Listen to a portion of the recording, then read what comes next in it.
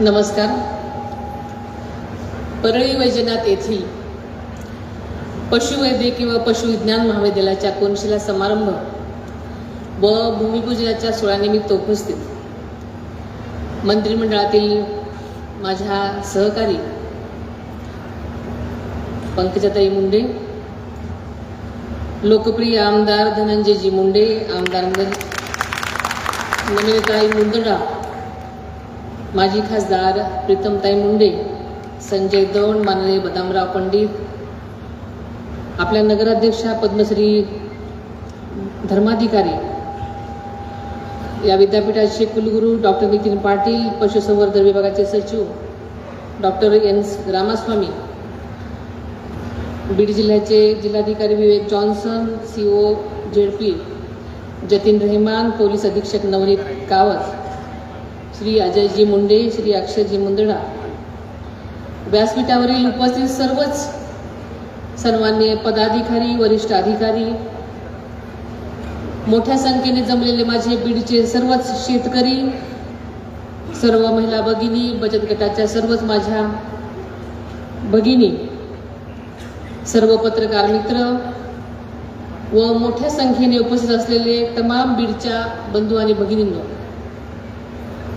हिंदवी स्वराज्याचे संस्थापक युगपुरुष शिवछत्रपती शिवाजी महाराज, स्वराज्य रक्षक छत्रपती संभाजी महाराज, स्वराज्य जननी माँसाहेब छत्रपती राजर्षी शाहू महाराज, क्रांतीसूर्य महात्मा ज्योतिबा फुले, महामानव डॉक्टर बाबासाहेब आंबेडकर, राजमाता पुण्यश्लोक अहिल्यादेवी होळकर, क्रांतीज्योती सावित्रीबाई फुले, साहित्यरत्न लोकशाहीर अण्णाभाऊ साठे, मौलाना आझाद, या महामानवांना मी सुरुवातीलाच अभिवादन करते. आपल्या सर्वांचं श्रद्धास्थान प्रभू वैजनाथाला वंदन करते. आज 80व्या स्वातंत्र्य दिनाच्या आपल्या सर्वांनाच मनपूर्वक शुभेच्छा देते. आपल्या सगळ्यांना माहिती आहे की महाराष्ट्र हे कृषीप्रधान राज्य आहे आणि मराठवाडा ही शेतकरी कष्टकऱ्यांची भूमी आहे. शेतीला पूरक आधार म्हणजे आपलं पशुपालन. दुष्काळ असो किंवा नैसर्गिक संकट, आपल्या ग्रामीण भागातील शेतकऱ्याला खरी साथ असते ती पशुधनाचीच. म्हणून केवळ पिकांची काळजी घेऊन चालणार नाही, तर आपल्याला मूक प्राण्यांची, पशुधनाची काळजी घेणं, या क्षेत्रात आधुनिक तंत्रज्ञान आणणं तितकंच महत्त्वाचं आणि गरजेचं होतं. याच भावनेतून आपण या पशुवैद्यकीय महाविद्यालयाची पायाभरणी आज करत आहोत. राज्याच्या अर्थव्यवस्थेच्या वाढीमध्ये शेतीबरोबरच पशुपालनाचाही महत्त्वाचा वाटा हे आपल्या सगळ्यांनाच माहिती आहे. राज्यामध्ये दिवसेंदिवस सीमांत शेतकऱ्यांच्या संख्येमध्ये वाढ होत असून शेतकऱ्यांच्या उत्पन्नामध्ये पशुपालन व्यवसायाद्वारे मोठी भर पडत आहे. पशुपालन आणि दुग्ध व्यवसाय हा मुख्य व्यवसाय म्हणून विकसित करण्याची आता गरज निर्माण झालेली आहे. राज्यातील पशुधनाची उत्पादन क्षमता इतर राज्यांच्या तुलनेमध्ये कमी असल्याने सध्या उपलब्ध असलेल्या पशुधनाची क्षमता वाढवणं अत्यंत आवश्यक झालेलं आहे. शेतकऱ्याच्या गोठ्यातील प्रत्येक जनावर हे त्यांच्या कुटुंबाच्या अर्थव्यवस्थेचा एक भाग आहे. त्यामुळे पशुवैद्यकीय सेवा ही केवळ आरोग्य सेवा नाही, तर ती ग्रामीण अर्थव्यवस्थेची सुरक्षा आहे.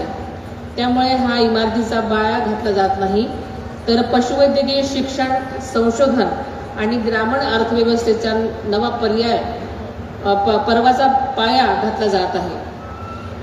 आपल्याला सगळ्यांनीच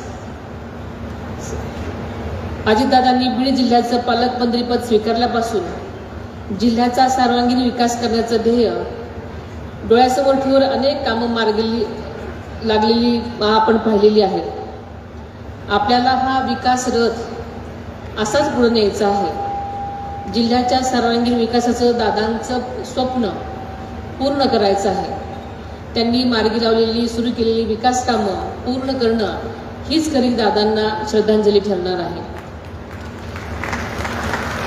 जानेवारी 2025 मध्ये बारामतीमध्ये कृषी 2025 या प्रदर्शनामध्ये, म्हणजेच आता पंकजाताईंनी जो इन्सिडेंट सांगितला त्या प्रदर्शनामध्ये आदरणीय दादांसह मी आणि पंकजाताई दोघेही उपस्थित होतो. त्यावेळी दादांनी प्रथम बारामतीच्या पशुवैद्यकीय महाविद्यालयाची घोषणा केली. तेवढ्यातच स्टेजवरून पंकजाताई दादांना म्हणाल्या, दादा मी स्वतः पशुसंवर्धन विभागाची मंत्री आहे, माझ्या परळीत सुद्धा तुम्ही एका पशुवैद्यकीय महाविद्यालयाची घोषणा करावी. आणि आदरणीय दादांनी अर्थमंत्री आणि बीड जिल्ह्याचं पालकमंत्री या नात्यानं क्षणाचाही विलंब न लावता परळीसाठी सुद्धा नव्या पशुवैद्यकीय महाविद्यालयाची घोषणा केली. परंतु फक्त घोषणा करूनच ते थांबले नाहीत, तर आपल्यास माहिती आहे की दादांनी एखादं काम मनावर घेतलं की ते पूर्ण करायचेच. त्यांचा शब्द हा अंतिम शब्द असायचा. आणि त्यानंतर महिन्याभरातच राज्य मंत्रिमंडळाने या दोन्ही महाविद्यालयांना मंजुरी दिली आणि दादांनी आपला शब्द खरा केला. त्यावेळी पंकजाताई प्रथमच आमच्या बारामतीला आलेल्या होत्या. माझ्या पाहुणचाराबरोबरच पंकजाताईंना त्यांच्या भावाकडून आदरणीय दादांकडून त्यांना मिळालेली मोठी भेट होती.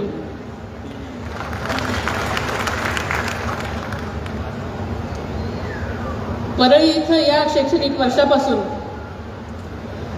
हे महाविद्यालय सुरू करण्यास शासनानं मान्यता दिली आहे. या पशुवैद्यकीय महाविद्यालयासाठी पुढील 5 वर्षासाठी मनुष्यबळ, कार्यालय, उपकरणं आणि वाहन खरेदी असे सर्व मिळून 634 कोटी रुपये खर्चास मान्यता देण्यात आलेली आहे. पंकजाताईंनी सांगितलेलं की 400 कोटीचं, तर तुम्हाला वाटतं पहिला हप्ता आहे. या पशुवैद्यकीय महाविद्यालयाच्या मंजुरीपासून ते जमिनीच्या हस्तांतरणापर्यंत आणि निधीच्या नियोजनापर्यंत दादांनी सातत्यानं या सगळ्याचा पाठपुरावा केला. मराठवाड्याच्या तरुण पिढीला पशुवैद्यकीय शिक्षणासाठी इतरत्र जाऊ नये, त्यांना इथंच उच्च दर्जाचं शिक्षण आणि रोजगाराच्या संधी उपलब्ध व्हाव्या, हा दादांचा अभ्यास होता. आज दादांच्या याच विचाराचं फलित आपल्याला या महाविद्यालयाच्या रूपानं पाहायला मिळणार आहे. आदरणीय दादांचं देशी गायीवर अतोनात प्रेम होतं. देशी गोवंशाच्या संवर्धन व जतनासाठी पुणे येथील कृषी महाविद्यालयात अजितदादा पवार गोवंश संवर्धन व जतन केंद्र उभारण्यात आलेलं आहे. परळी येथील पशुवैद्यकीय महाविद्यालयात सुद्धा या केंद्राचा मोठा उपयोग होणार आहे. मी पंकजाताईंना सुचवते की तुम्ही सुद्धा या केंद्राला एकदा आवर्जून भेट द्यावी. परळीच्या या वैद्यकीय महाविद्यालयामुळे मराठवाड्यातील विद्यार्थ्यांना पशुवैद्यकीय क्षेत्रामध्ये शिक्षण आणि संशोधनाची संधी उपलब्ध होईल. परिसरातील शेतकरी आणि पशुपालकांना आपल्या जनावरांसाठी अत्याधुनिक उपचारांची सुविधा मिळणार आहे. शासनानं या महाविद्यालयासाठी जमीन उपलब्ध करून दिलेली आहे. महाविद्यालयासोबतच इथं संशोधनासाठी पशुधन प्रक्षेत्रही विकसित होईल. त्यामुळे नवीन तंत्रज्ञानाचा शेतकऱ्यांना मोठा फायदा होऊन दुग्ध व्यवसाय, शेळी मेंढी पालन आणि कुक्कुटपालन यासारख्या पूरक व्यवसायांना मार्गदर्शन मिळून शेतकऱ्यांचं उत्पन्न वाढण्यास नक्कीच मदत होईल, हा माझा विश्वास आहे. परळी वैजनाथ ही श्रद्धेची, संस्कृतीची आणि विकासाची भूमी आहे. इथल्या मंदिर परिसराचा विकास, पायाभूत सुविधा आणि शैक्षणिक संस्था यामुळे या परिसराचा विकास, यामुळे या भागाला नवी ओळख मिळत आहे.